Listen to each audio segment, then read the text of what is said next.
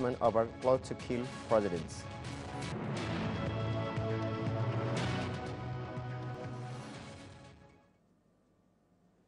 Thanks for deciding to stay with us in Addis Ababa. Now the news in detail. Various international media organizations hailed Ethiopia's move to appoint Sahlawork Zewde as its first female president. Olma Bainer brings us the detail.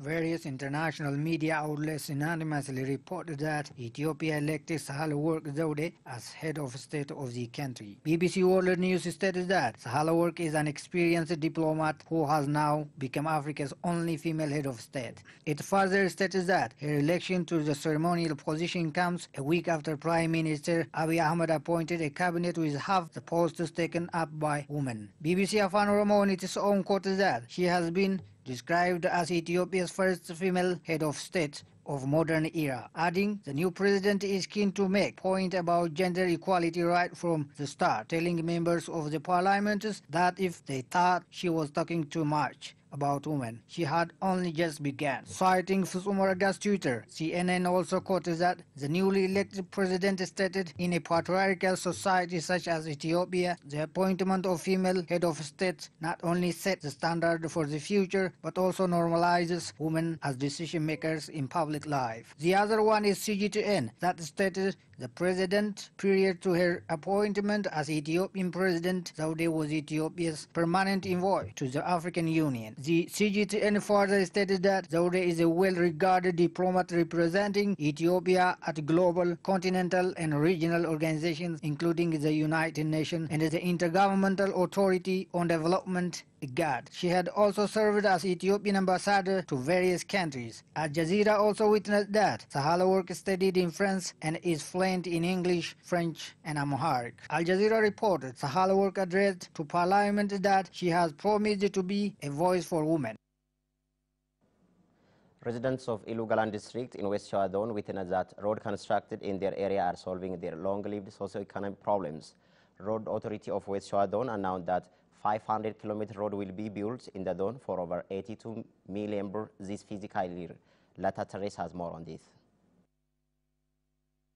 Located in a specific area called Sres Lase in Ilugalan district of West Shoa zone in Oromia region, 11.6 kilometer road is under construction. This construction was launched in 2009. However, due to contract-related problems, the construction of the road was not finalized in the scheduled time. Currently, the construction was transferred to the youth who were organized on road construction, suspending the agreement with previous contractor. Sichala, the youth Construction Association, has been building the road at the cost of more than 3 million birr. Chairperson of the association, Caleb Dexisa, said his association is working with due attention to complete the construction of the road soon. As much as possible, we are committed to finalize it in a short period of time. Last year, its construction was 60%. This year, it was a week ago since we started the construction.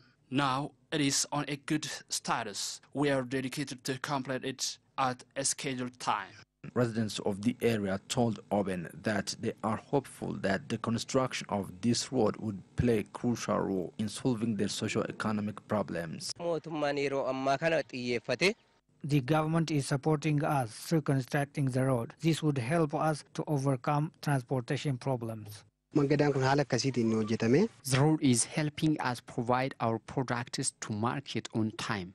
Head of Ilugalan District Road Authority cannot have appointed that more than 77 kilometer road has been built across the district so far. He said that more than 34 kilometer road whose construction was delayed due to various reasons would be finalized this year. Deputy Head of West Shoa Zone Road Authority Ananisa Abdisa for his part underscored that works are underway to complete more than 500 kilometer road whose construction was delayed this year, including 11 bridges. He said more than 82 million birr budget was allocated for this work.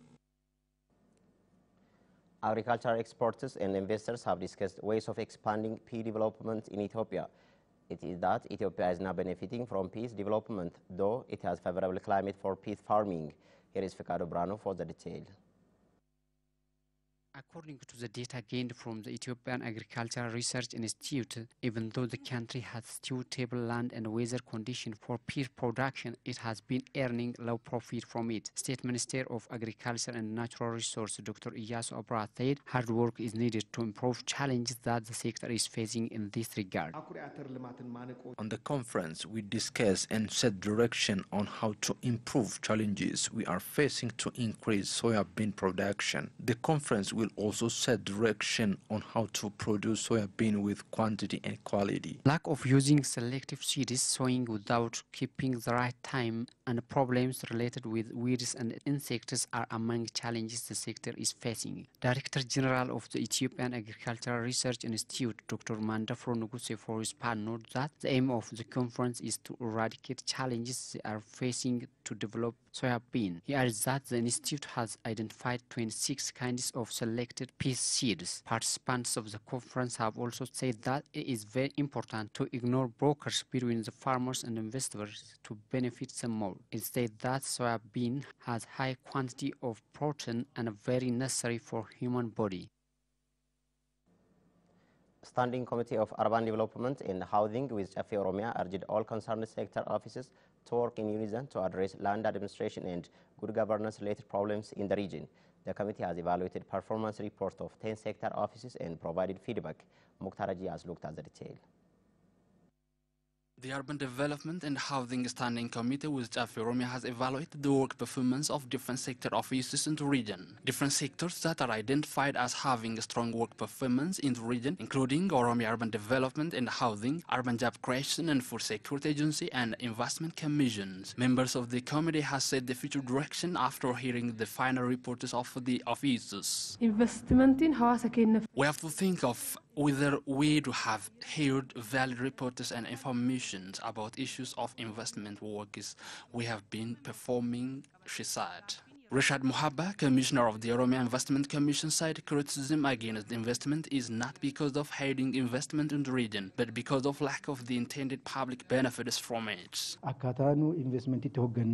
The ways we handle and govern our investment have their own limitations and problems. The influence of external bodies on our investment activities had also another negative impact. Director General of the Oromia City Land Content Information Registration Agency, Chala Bakale, said the source of illegal housing expansion around cities and towns in the region has another implication beyond land grabbing. He said they have been agreed with the farmers to discuss the issues in depth. Deputy Chairman of the Urban Development and Housing Committee with Chafe Oromia, Alfia Abdurrahman, said progress are being made in the sectors in terms of achieving their plan.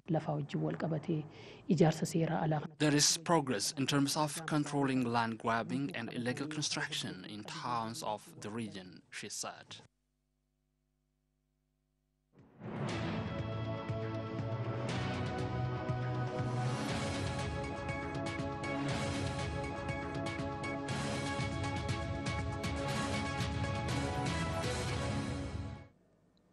The news comes to you live from Oromia Broadcasting Network. Let's proceed to the news that we have got from abroad. The alleged plot against President Maithripala Sirisena briefly threatened to cause tensions between Sri Lanka and India. A top Sri Lankan police official was arrested on Thursday over a suspected plot to assassinate President Maithripala Sirisena, according to a police spokesman. The alleged plot briefly threatened to cause tension between Sri Lanka and India after an Indian newspaper reported that Sirisena had accused India's intelligence service of involvement. New Delhi and Colombo have both denied the claim. Investigators say they are seeking access to deleted data from the informant's mobile phone with the help of Chinese telecommunications company Huawei after a court granted permission to request the company's help. Al Jazeera reported.